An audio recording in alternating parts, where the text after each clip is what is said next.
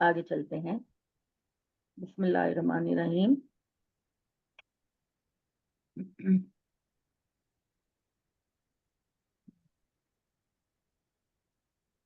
ہم نے پڑھنا ہے جی. کل ہم نے پڑھ لیا تھا 146 اللہ تعالیٰ نے 4 چیزوں کو حرام کیا ہے، لیکن اگر تم کسی بھی وجہ سے مجبور ہو جاؤ، کسی بھی وجہ سے، اب اللہ تعالیٰ نے اس کو لمیٹڈ نہیں رکھا کہ صرف بھوک میں مجبور ہو جاؤ، بلکہ دنیا جب تک قائم ہے کئی مسائل آ سکتے ہیں. تو جو بھی صورتحال ہو اس میں اگر تم مجبور ہو جاؤ ان 4 چیزوں کو کھانے پر، مردار، خون، خنزیر کا گوشت اور اللہ کے علاوہ کسی اور کے نام پر ذبح کیا ہوا جانور ٹوٹلی منع ہے. لیکن اگر کسی وجہ سے تم مجبور ہو جاؤ تو پھر تم اپنی اس مشکل سے نکلنے کے لیے اس میں سے تھوڑا بہت کھا سکتے ہو، کراہت کرتے ہوئے، اپنے آپ کو مجبور پاتے ہوئے تم اس میں سے کچھ لے سکتے ہو، لیکن اس میں کھانے میں تمہارے اندر اللہ کے بارے میں بغاوت اور سرکشی نہیں ہونی چاہیے. آگے جو ہے وہ آیت نمبر 146 ہے. وَعَلَى الَّذِينَ هَادُوا حَرَّمْنَا كُلَّ ذِي ظُفْرٍ وَمِنَ الْبَقَرِ وَالْغَنَمِ حَرَّمْنَا عَلَيْهِمْ شُحُومَهُمَا إِلَّا مَا حَمَلَتْ ظُهُورُهُمَا أَوِ الْهَوَايَا أَوْ مَا اخْتَلَطَ بِعَظْمٍ ذَلِكَ جَزَيْنَاهُمْ بِبَغْيِهِمْ وَإِنَّا لَصَادِقُونَ. یہ بات البتہ ٹھیک ہے کہ جو لوگ یہودی تھے یا جن لوگوں نے یہودیت کو اختیار کیا، یعنی بنی اسرائیل کے لوگ، ان پر ہم نے سب ناخن والے جانور حرام کر دیے تھے. سب جانور جن کے لمبے لمبے ناخن تھے وہ ہم نے حرام کر دیے، یعنی وہ عام طور پر جو جانور ہم کھاتے ہیں ان کے جو ہیں وہ پاؤں کھلے ہوتے ہیں، درمیان سے چرے ہوتے ہیں، لیکن اللہ تعالیٰ نے کہا کہ جن جانوروں کے پاؤں آگے سے بند ہوتے ہیں، جیسے مثال کے طور پر آپ دیکھتی ہیں کہ اونٹ کا جو پاؤں ہوتا ہے اس میں کوئی بھی چیرا نہیں ہوتا، اس کے اندر ایسی چیز نہیں ہوتی. تو جن پاؤں کے چرے ہوئے نہیں ہیں بلکہ سم کی طرح صورت میں آگے سے بند ہے اور ان کے سامنے کے حصے پر ناخون ہیں، چنانچہ تورات میں اونٹ اور خرگوش اور صافان میرے خیال ہے کہ اونٹ کی کوئی قسم ہے، ان کی حرمت کا ذکر آیا ہے. یعنی آپ کو جیسے کہ میں بار بار بتاتی ہوں کہ حضرت یعقوب علیہ السلام جو حضرت اسحاق کے بیٹے تھے، نبی صلی اللہ علیہ وسلم کے پوتے، وہ اونٹ کا گوشت نہیں کھاتے تھے. تو ان کی پیروی میں بنی اسرائیل نے بھی اپنے اوپر اونٹ کا گوشت حرام کر دیا. تو جب انہوں نے اللہ تعالیٰ کے دین میں اپنی من گھڑت بات کو شامل کرنے کی کوشش کی تو پھر اللہ تعالیٰ نے پھر ان کو کہا کہ ٹھیک ہے، اگر تم ان پر یہ پابندیاں لگاتے ہو تو پھر اس پر مزید میں کچھ اور پابندیاں لگا دیتا ہوں. تو ان پر ہم نے سب ناخن والے جانور حرام کر دیے تھے. یعنی ناخن والے ایک تو وہ جو وحشی جانور ہیں، درندے قسم کے ہیں، وہ تو ہر ایک قوم پر اللہ تعالیٰ نے حرام کیے ہیں نا. شیر، چیتا، اس طرح کے جن کے لمبے لمبے خونخوار دانت ہوتے ہیں اور جن کے ناخن نوچنے والے ناخن ان کے ہاتھ اور پاؤں کے ہوتے ہیں، وہ تو اللہ تعالیٰ نے ہر شریعت میں منع کیے ہیں. لیکن بنی اسرائیل چونکہ اونٹ کا استعمال نہیں کرتے تھے تو اللہ تعالیٰ نے اونٹ کے تمام دودھ کو بھی، گوشت کو بھی، چربی کو بھی، یہ تمام چیزیں جو اللہ کی بہت بڑی نعمت تھی ان کو حرام کر دیا گیا.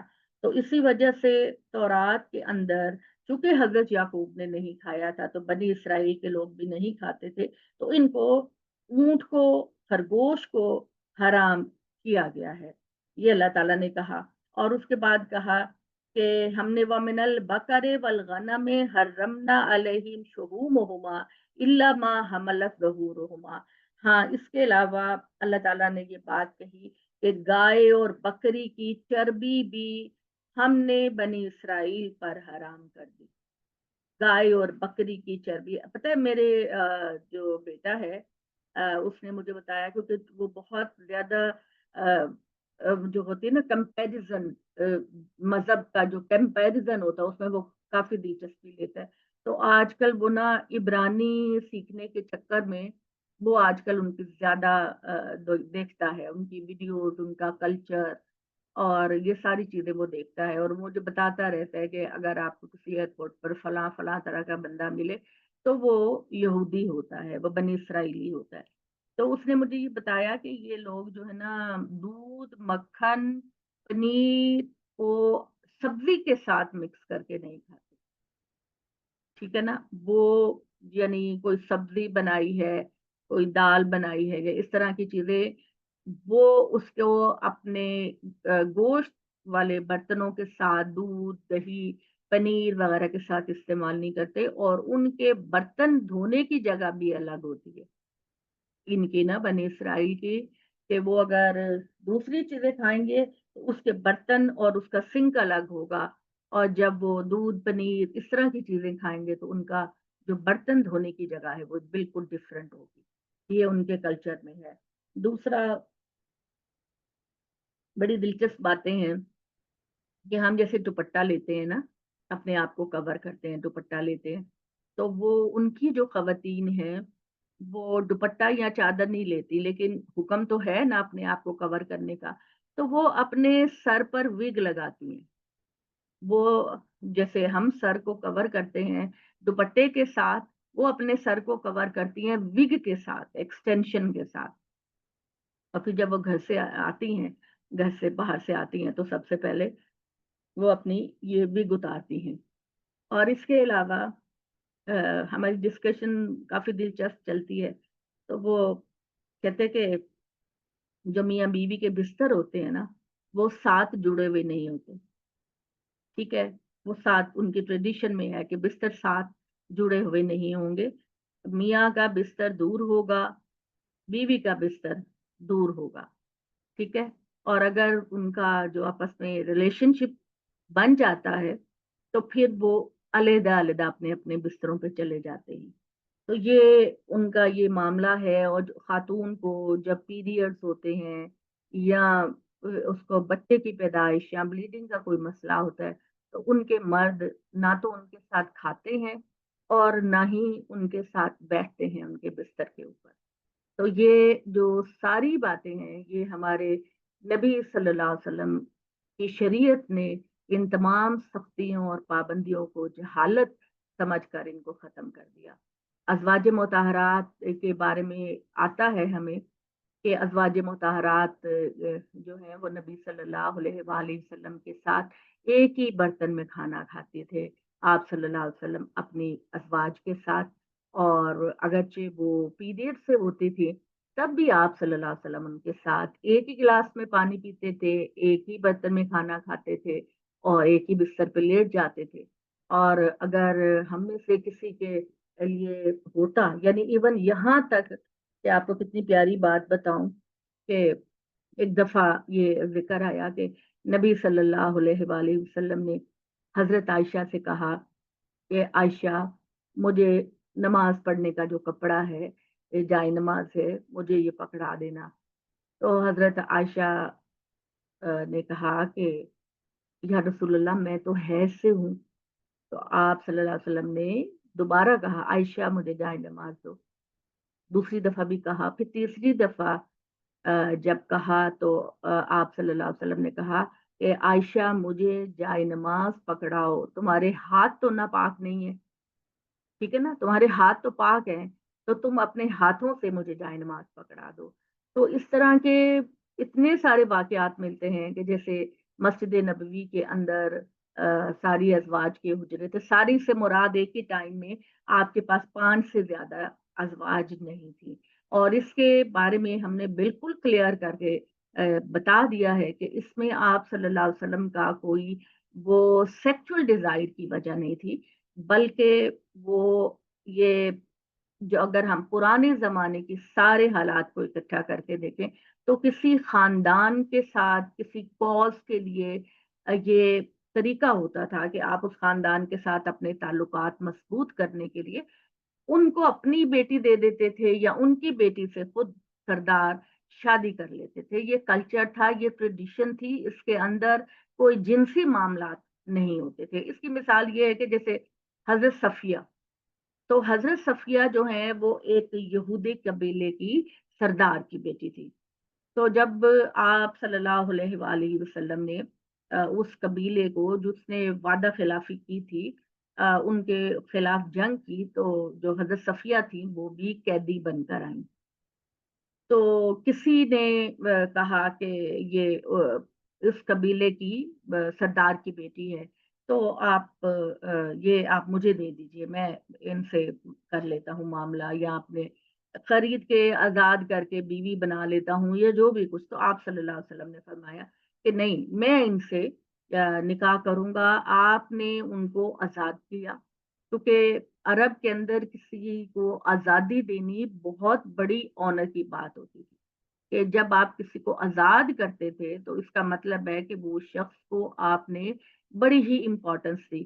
تو حضرت صفیہ کو نبی صلی اللہ علیہ وآلہ وسلم نے آزاد کر کے ان سے نکاح کیا, اور جو یہ قبیلہ تھا ان کو بڑا آنر فیل ہوا کہ انہوں نے ہماری بچی کو عزت دی, اس کو آزاد کیا, اور جو سب سے بڑا مدینہ کا سردار اور نبی ہیں انہوں نے ان کو اپنے نکاح میں لے لیا. تو اس کو ایک بہت بڑی فیاضی سمجھا گیا, اور پھر اس کے بعد ان کے قبیلے کے تمام لوگ جو ہیں وہ ایمان قبول کر گئے. تو اس طرح کی صورتحال ہوتی تھی. یہ مطلب لوگ سمجھتے ہیں کہ ہر شادی جو ہے وہ اپنی جنسی خواہش کی وجہ سے اس زمانے کے راجا مہاراجا اور سردار کرتے تھے. ایسی بات نہیں ہے, وہ اس قبیلے کو آنر دے. اب یہ آپ یہ دیکھیں نا, اکبر, بادشاہ اکبر جو تھا, اس نے کتنی ہندو خواتین کے ساتھ اس نے نکاح کیا تھا. کیا وجہ تھی؟ صرف اس لیے کہ ان ریاستوں کے جو نواب اور راجے مہاراجے ہیں ان کے ساتھ اس کے تعلقات کو ٹھیک رکھا جائے. تو یہ ایک فلسفہ تھا. کسی دن انشاءاللہ تعالی میں آپ کو, لوگوں کے ذہن میں بڑے سوال پیدا ہوتے ہیں تو میں آپ کو یہ بتاؤں گی کہ آپ صلی اللہ علیہ وآلہ وسلم نے جو شادیاں کی تھی ان میں سے ہر شادی کی ریزن کیا.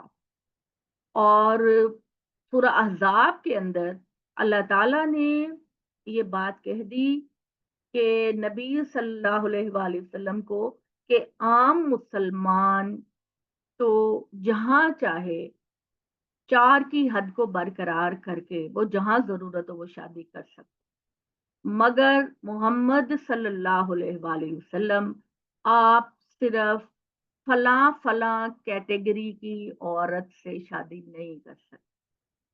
ٹھیک ہے, فلاں فلاں آپ کو اگر نکاح کرنا ہے تو ایسی خواتین سے کی جائے گی جنہوں نے اسلام کے لیے کچھ قربانیاں دی ہیں. ٹھیک ہے, جیسے خواتین مکہ سے بڑی مشکل کے ساتھ سفر کر کے مدینہ آئی ہیں اور ان کے شوہروں نے ان کو چھوڑ دیا ہے, یہ کہ تم نے کیوں اسلام قبول کیا, ان کو چھوڑ دیا ہے, وہ بڑی محنت مشقت کر کے اسلام کے لیے آئی ہیں, اور وہ خواتین جن کا کچھ نہ کچھ کنٹریبیوشن اسلام کے لیے ہے, آپ ان کے ساتھ ہی شادیاں کر سکتے ہیں. ادروائز کسی خاتون کی خوبصورتی, دولت, مال آپ کے نکاح کی وجہ نہیں بن سکتی, چاہے وہ خاتون کتنی خوبصورت ہو. اس کیٹیگری کے باہر آپ کسی خاتون سے شادی نہیں کر سکتی. یہ سورہ احزاب جو ٹوٹلی نبی صلی اللہ علیہ وآلہ وسلم کی ازواج کے بارے میں اور آپ صلی اللہ علیہ وسلم کی زندگی کے بارے میں یہ سورہ بالکل اسپیشل اور خالص ہے. اس میں اللہ تعالیٰ نے یہ ساری چیزیں بیان کی. ابھی کسی نے مجھے ریٹرن میسج بھیجا ہے, ذرا دوبارہ دیکھیے, میں نے نہیں پڑھا اس کو. ماریا جی شاید آپ نے بھیجا, کس نے بھیجا, میں اس کو ایک نظر پڑھ لوں. تو یہ جو چیز ہے, جیسے مثال کے طور پر یہ جو حضرت زینب تھی, حضور کے نکاح میں دو خواتین تھی جن کا نام زینب تھا. ایک تو آپ صلی اللہ علیہ وسلم کی پھپھو کی بیٹی تھی جن کی شادی آپ نے پہلے حضرت زید سے کرائی تھی, اور پھر جب ان کی نہیں بن پائی تو وہ حضرت زید چونکہ منہ بولے بیٹے تھے, تو عرب کی کلچر کے اندر منہ بولے بیٹے کی بیوی سے شادی, اگر وہ اس کو طلاق دے دیتا یا اس کا شوہر مر جاتا تو منہ بولے بیٹے کی بیوی سے جو سسر منہ بولا ہے وہ شادی نہیں کر سکتا تھا. تو جب حضرت زید اور حضرت زینب کی آپس میں نہیں بنی تو اللہ نے یہ حکم دیا کہ اے محمد، جب زید زینب کو طلاق دے دے گا تو پھر آپ نے زینب سے شادی کرنی ہے۔ تو آپ صلی اللہ علیہ وسلم بہت گھبرا رہے تھے کہ عرب کے لوگ مجھے کیا کہیں گے، کہ ان کے کلچر کے اندر تو منہ بولے بیٹے سے شادی کا کوئی تصور ہی نہیں، تو وہ مجھے آگے ہی مخالفت کر رہے ہیں تو پھر کیا کہیں گے۔ لیکن اللہ تعالیٰ نے یہ بات کہی کہ یہ کام اللہ نے فیصلہ کہ یہ کام تم کرو، اس طرح ریزن۔ اسی طرح جو ایک اور زینب تھی جو پہلی ہجرت میں اپنے شوہر کے ساتھ ہجرت کر کے حبشہ گئی تھی، اور حبشہ کے اندر عیسائی لوگ تھے اور ان کا حکمران بھی نجاشی تھا۔ تو جب حضرت زینب ہجرت کر کے گئیں حبشہ کی طرف پہلی دفعہ، تو وہاں پر ان کے شوہر نے عیسائیت کو اختیار کر لیا۔ ان کا نام امر کر کے کچھ تھا، تو انہوں نے عیسائیت اختیار کر لی اور وہ اس ماحول میں بالکل اکیلی افسردہ رہ گئی۔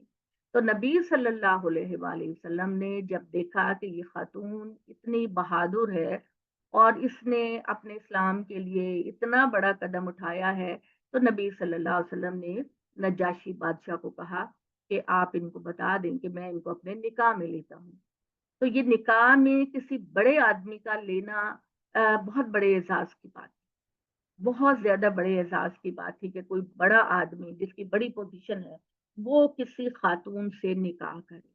ادروائز یہی معاملہ ہوتا تھا کہ جو ہے وہ بیوی آپ کی جو ہے وہ نکاح آپ ایک سے کرتے تھے۔ اس کلچر میں، پرانے کلچر کی ساری ٹریڈیشن اور ہسٹری کو اٹھا کے دیکھ لیں کہ جتنے بھی بادشاہ ہوتے تھے وہ نکاح کلاس۔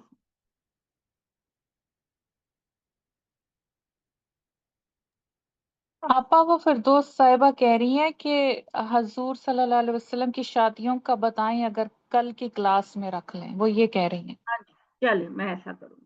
اچھا، میں تین تو آپ کو بتا ہی رہی ہوں نا کہ ایک حضرت زینب بنت جہش تھی، اور ایک بن زینب بنت خزیمہ، ٹھیک ہے۔ تو زینب بنت خزیمہ جو تھی وہ جب گئی یہ زینب وہاں پر، تو ان کے شوہر نے ان کا ساتھ چھوڑ دیا، تو پھر نبی صلی اللہ علیہ وسلم نے نجاشی بادشاہ سے کہا کہ آپ ان کو میرے نکاح میں دے دیں۔ یہ اپریسیشن ہوتی تھی اس میں۔ اگر ہم آج کل کے دور میں دیکھیں تو ایک ہی کاز نظر آتی ہے کہ جی ہمیں ویرائٹیز چاہیے بیویوں کی، وہ مقصد نہیں ہوتا تھا۔ اور نبی صلی اللہ علیہ وسلم کی اپنی زندگی میں اس طرح کا کوئی بھی مقصد نہیں تھا۔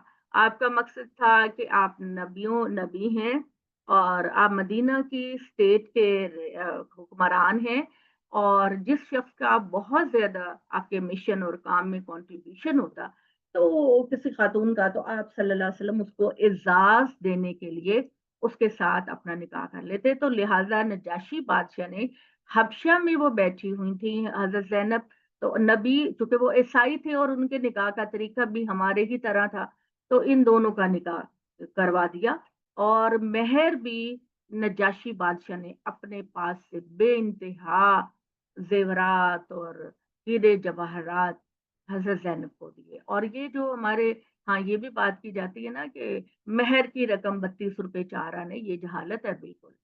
نبی صلی اللہ علیہ وسلم نے اپنی حیثیت کے مطابق اپنی ازواج کا مہر مختلف ادا کیا، کسی کا کچھ ادا کیا، کسی کا کچھ کیا۔ یہ بھی اسلام کو جو ہے وہ بدنام کرنے کی بات ہے کہ مہر 32 روپے 4 آنے۔ اور پھر اگر آپ ویسے بھی دیکھیں تو اس زمانے کے 32 روپے 4 آنے آج کے مقابلے میں وہ کتنی ویلیو رکھتے ہیں۔ تو ہماری عقل ہر معاملے میں تو بڑی شارپ ہوتی ہے، لیکن دین کے معاملے میں ہم بالکل ہی احمقانہ سوچ اور رویہ رکھتے ہیں۔ تو یہ نبی صلی اللہ علیہ وسلم کی جو شادیاں ہیں ان کے بارے میں ایک بات کو آپ بالکل کلیئر سمجھ لیں کہ جب آپ اس کو پڑھیں گے، دیکھیں گے، سمجھیں گے، تو آپ اسلام مخالف بندے کا منہ بند کر دیں گے کہ ہمارے نبی جو ہے وہ خدا نہ کرے اس کیریکٹر کے نہیں تھے۔ اور قرآن مجید میں اللہ تعالیٰ نے سورہ احزاب میں یہ بات بھی کی کہ اگر تم نبی کے ساتھ اپنا تعلق رکھنا چاہ رہی ہو تو یہ بات بھی سمجھ لو کہ ہر وقت نبی سے یہ مطالبات کہ تم میرے ساتھ رہو, میرے घर में रहो, मेरे साथ ही खाना खाओ, मेरे साथ ही सो. नहीं, नबी की लाइफ बहुत मसरूफ लाइफ है, उनके जिम्मेदारियां बहुत ज्यादा हैं. तो अपनी मसरूफियत के लिहाज से मोहम्मद जिसके पास चाहें वो जाएं, और जिसके पास से चाहें वो आप वापस आ जाएं. अब और जाहिर बात है कि अल्लाह को पता था कि अल्लाह का नबी कभी किसी के साथ बेइंसाफी नहीं करेगा. आप सल्लल्लाहु अलैहि वसल्लम ने बावजूद अल्लाह ताला ने उनको इख्तियार दिया कि अज़वाज मुताहरात को समझाया कि तुम इस बात का बार बार इशू ना बनाना कि आज तो आप फलां के साथ सोए थे तो आज मेरी बारी है, या मेरे साथ इस तरह की बात. अज़वाज मुताहरात, तुम्हें कुर्बानी देनी होगी, तुम नहीं कर सकते. लेकिन मोहम्मद सिस्टर, सल्लल्लाहु बहुत मसरूफ एक्सक्यूज, है, कि जिम्मेदारियां बहुत ज्यादा हैं, और वो जिसके पास मुनासिब समझे. लेकिन आप सल्लल्लाहु अलैहि वसल्लम ने इवन देन कभी भी अपनी किसी ज़ौजा के साथ एक रत्ती के बराबर भी बेइंसाफी नहीं की.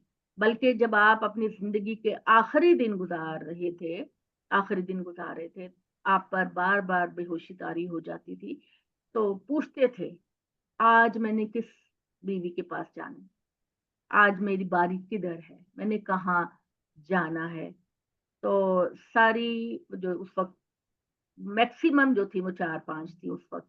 तो उन्होंने ये फैसला किया कि बड़ा मुश्किल है कि अल्लाह के नबी को इस तकलीफ में बार बार उनकी जगह को बदला जाए और उनको लेके जाया जाए. तो हम अपनी बारी से आजाद होते हैं, और हम ये देखते हैं कि आयशा बहुत ज़हीन है, और हालांकि आपने कभी जाहिर नहीं किया था कि मुझे कौन पसंद है. तो ये चूंकि बहुत ज़हीन है, और नबी सल्लल्लाहु अलैहि वसल्लम का जो ज़हनी एक लेवल है आपका, वो आयशा से ज्यादा करीब है. आयशा ज्यादा उनके तमाम मामलात को समझ लेती है. तो वो जितनी 2-3 और अजवाज थी वो दस्तबरदार हो गई हजरत आयशा के मुकाबले में. वो दस्तबरदार हो गई, उन्होंने कहा हमने अपनी बारी आयशा को दे दी. और आप सल्लल्लाहु अलैहि वसल्लम ने अपनी जिंदगी के ये जो चंद दिन थे आखिरी, वो फिर हजरत आयशा के घर. तो ये अगर आप हिस्ट्री और कल्चर पढ़ें पुराना, तो उसके अंदर जब ज्यादा शादियों का रिवाज था तो उसमें बादशाह वगैरह, नवाब वगैरह, वो सिर्फ एजाज देने के लिए या अपने ताल्लुकात मजबूत करने के लिए किसी रियासत से उनके बच्चों बच्चियों के साथ शादियां करते थे. आप कुछ कह रही थी फिर दोस्त, कुछ कहना चाह रही थी? जी सिस्टर एक्सक्यूज, वो जो आप हम बता रहे हैं कि ये सूरह अहज़ाब में, वो मैंने आज ही पढ़ा है कि आप सल्लल्लाहु अलैहि वसल्लम जिसके पास जाना चाहें वो जा सकते हैं। लेकिन साथ ही जो अगली आयत है उसमें ये चीज़ आई है ताकि वो हम्म. खुश हो जाएं और रंजीदा ना हो। वो तो उनकी हम्म. खुशी के बारे में मुझे तो लगा था कि आप सल्लल्लाहु अलैहि वसल्लम ऐसा कर रहे हैं। लेकिन आप कह रहे हैं कि आप कह रहे हैं कि औरतों को अल्लाह ताला ने बोला है कि आप उनको रंजीदा ना करें या आप उनको ना रोक हाँ टोक करें, वो जी जिसके जी पास जी जाना जी. चाहें।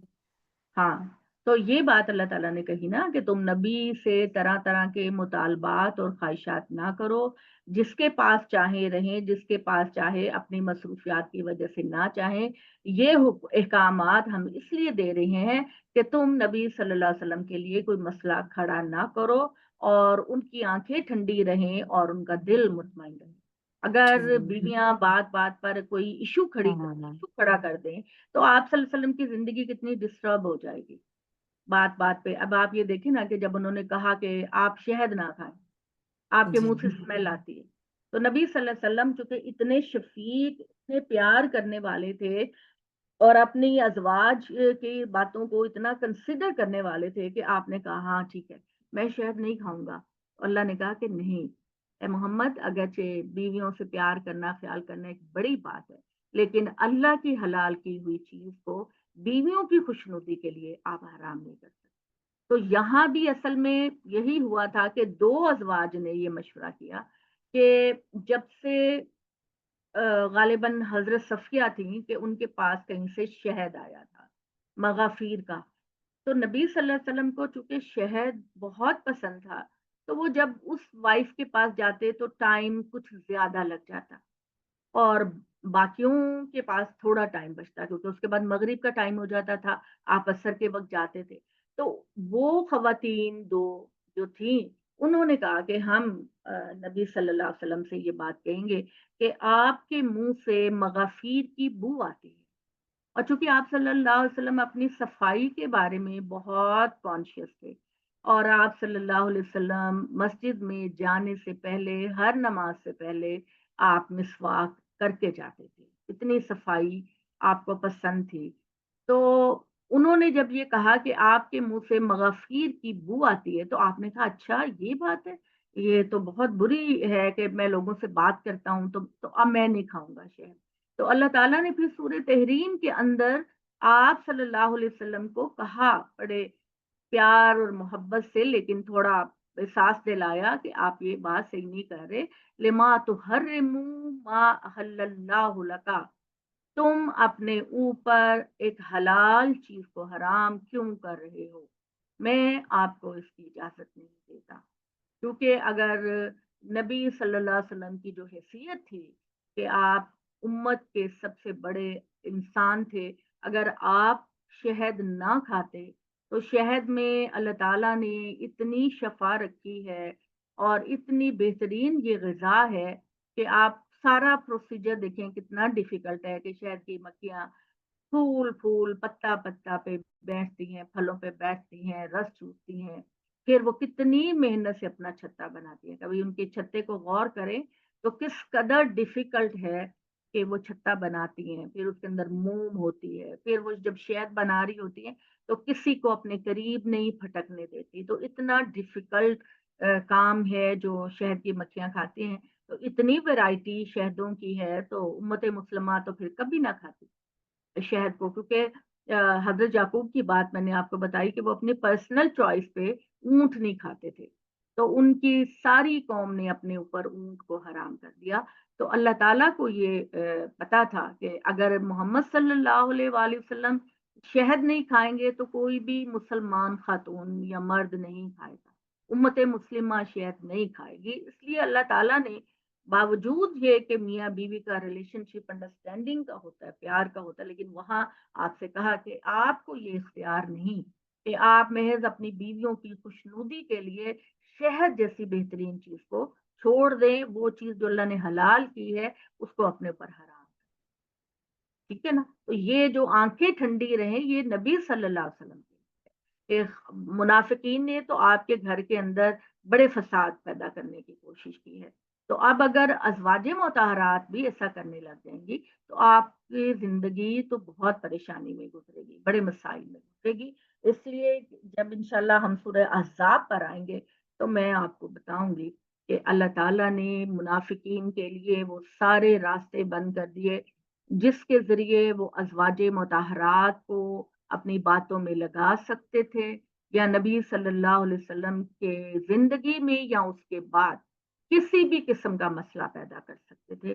تو سورہ احزاب ٹوٹلی جو سورہ ہے وہ نبی صلی اللہ علیہ وسلم اور ازواج مطہرات کے لیے. اس میں اللہ تعالیٰ نے ازواج مطہرات کو یہ آپشن دیا کہ دیکھو اگر تم نبی کے نکاح میں رہنا چاہتی ہو تو تمہیں کچھ قربانیاں دینی ہوں گی، ورنہ آؤ. اگر تمہیں دنیا کی نمود و نمائش چاہیے، پیسہ چاہیے، دولت چاہیے، تو آؤ میں اور اللہ کا رسول تمہیں بہت کچھ دے کر رخصت کرتے ہیں، تم آزاد ہو جاؤ. اللہ تعالیٰ بہترین بیویاں عطا کرے گا نبی صلی اللہ علیہ وسلم کو. لیکن اگر تم نبی کے ساتھ زندگی بسر کرنا چاہتے تو لستنا کا احد من النساء، اے ازواج مطہرات تم کوئی عام خواتین نہیں، تم بہت بڑے مقام پر فائز ہو. تمہیں دنیا میں بھی وہ مقام ہے جو ایک عام انسان، ایک عام خاتون سے ڈبل مقام ازواج مطہرات آپ کو ہے، اور آخرت میں بھی عام خواتین سے کئی گنا زیادہ آپ کو اللہ اعزاز دے گا، وقار دے گا. تو اگر تو تم نے اللہ کے نبی کے ساتھ زندگی بسر کرنی ہے تو پھر اپنے گھروں میں ٹک کر رہو، اللہ اور اللہ کے رسول کے کلام کو فروغ دو، اور جب اللہ کے نبی اس دنیا سے چلے جائیں گے تو تم دوبارہ کبھی بھی شادی نہیں کرو. اس کلچر میں اللہ یہ کہہ رہے ہیں کہ جس کے اندر لوگ، آپ کو حیرت ہوگی کہ 12 12 15 15 20 20 شادیاں تو وہاں ازواج مطہرات کو کہہ کے در حقیقت منافقین کے منہ پر مہر لگا دی کہ جو یہ سمجھتے تھے کہ جب محمد چلے جائیں گے اس دنیا سے تو پھر ہم ان کی ازواج کو شادی کی آفر کریں گے. تو اللہ تعالیٰ نے یہ کہہ دیا کہ تم اب جب اللہ کے نبی اس دنیا سے چلے جائیں گے تو تم یہ بات سوچ کے رکھنا کہ تم اپنے گھروں میں محدود رہو گی، عام بیگمات کی طرح اپنے کپڑوں، جوتوں، زیورات کی نمائش نہیں کرو گی، اپنے گھروں میں ٹک کر اللہ کا پیغام لوگوں تک پہنچاؤ گی. اور دوسرا، شادی تم نہیں کرو گی. یہ سورہ احزاب کے اندر ہے تاکہ جو منافقین ہیں جو نبی صلی اللہ علیہ وسلم کے گھر کو ڈسٹرب کرنا چاہ رہے تھے وہ بالکل مایوس ہو جائے، وہ بالکل مایوس ہو جائے. اور سورہ حجرات کے اندر یہ جو بات کہی گئی ہے کہ ازواج مطہرات جب تمہارے دروازے پر یہ منافقین کوئی چیز لینے کے بہانے آئے تو ان کے ساتھ سخت کرختگی سے بات کرو کیونکہ ان کی نیتیں اچھی نہیں ہیں. ہم لوگ یہ سمجھتے ہیں، میں جب کالج میں تھی تو یہ سورہ حجرات تھی تو ہمیں ٹیچر نے یہ بتایا کہ جی یہ ہے کہ کسی بھی مرد کے ساتھ جب آپ نے بات کرنی ہے تو آپ سخت کڑواہٹ والی جو ہے وہ بات کریں. یہ عام انسان کے بارے میں نہیں. پھر جب ہم نے اس کو دیکھا، کانٹیکس کو پڑھا، حالات دیکھے کہ مدینہ کے جو حالات تھے وہ سارے منافق نبی صلی اللہ علیہ وسلم کی زندگی کو پریشان کرنا چاہ رہے تھے، ڈسٹرب کرنا چاہ رہے تھے. انہوں نے سورہ نور میں جو ذکر ہے حضرت عائشہ کے کردار پر ایک بہت ہی بڑا پروپیگنڈا کھڑا کیا انہوں نے. تو اللہ تعالیٰ بچانا چاہ رہے تھے نبی صلی اللہ علیہ وسلم کی بیویوں کو اور گھر کو کہ ان کے اوپر کوئی انگلی نہ اٹھے، ورنہ ایک پورا ہنگامہ ایک امت کے اندر پیدا ہو سکتا تھا. تو قرآن اللہ تعالیٰ کی بہترین کتاب ہے اور جس چیز کا بھی آپ کو سمجھنا آئے آپ سیاق و سباق میں اس کو دیکھا. اب یہ ہمارے ہاں کہا جاتا ہے کہ سورہ نور میں خاتون کے لیے گھر کے پردے کی بات ہے اور سورہ احزاب میں باہر کے پردے کی بات ہے. دس از ٹوٹلی رونگ. ہمیں جو ایٹیکیٹس دیے گئے ہیں وہ سورہ نور میں ہے عام مسلمان خاتون کو کہ مرد اور خواتین غض بصر سے کام لیں، صحیح اپنے جسم کو ڈھانپنے والا لباس پہنے، اور خواتین اپنی اوڑھنیوں کو اپنے سینے پر اچھے طریقے سے رکھیں اور پاؤں میں ایسے زیورات نہ پہنے کہ جن کی جھنکار کسی مرد کے دل میں نرمی پیدا کرے. یہ 4 احکامات خواتین کو اور 2 مردوں کو دیے گئے. سورہ احزاب کے اندر اللہ تعالیٰ نے ٹوٹلی جو قانون بیان کیا ہے وہ نبی صلی اللہ علیہ وسلم اور ان کی ازواج مطہرات کے ساتھ بیان کیا ہے. یہ ہے جی. انشاءاللہ اور کوئی موقع ہوا تو اور ہم ڈیٹیل سے انشاءاللہ تعالی بات کریں گے. اقول قولی ھذا واستغفر اللہ لی لکم ولسائر المسلمین. جی کوئی سوال ہے تو پوچھ لیں ورنہ انشاءاللہ پھر کل بات ہوگی.